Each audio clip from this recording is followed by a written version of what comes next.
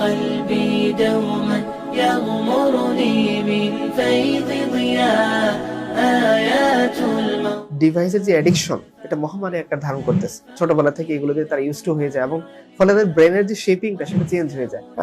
এই জিনিসগুলো থেকে মুক্ত রাখার জন্য আমরা আসলে গার্ডিয়ানরা অনেক টাকা খরচ করেন। দেখা যাচ্ছে একটা ট্যাব কিনা দেবেন, তিনি 50-60 টাকা খরচ করতেছেন, সেখানে তিনি 200-400 টাকা খরচ করে পোলাপানদের জন্য কিন্তু তিনি এই ধরনের প্র্যাকটিক্যাল শিক্ষণীয় গেমগুলো তারা সংগ্রহ করতে পারেন।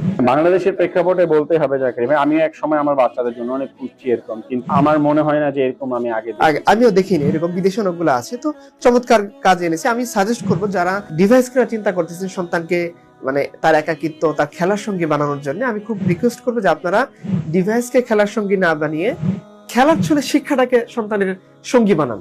এখানে সে ফুল, পাখি, উট এগুলো যেমন সে ছবির মাধ্যমে শিখবে, এগুলো মেলানোর মাধ্যমে ছোট্ট শিশুতোষ গেমের মাধ্যমে শিখবে, এবং আপনার সন্তানকে ইসলামের আলোকে, বর্তমান জামানার আলোকে জ্ঞানটুকু আপনি খেলার ছলে দিতে পারবেন। চমৎকার জিনিস, আপনারা এটা আপনাদের কালেকশনে রাখতে পারেন।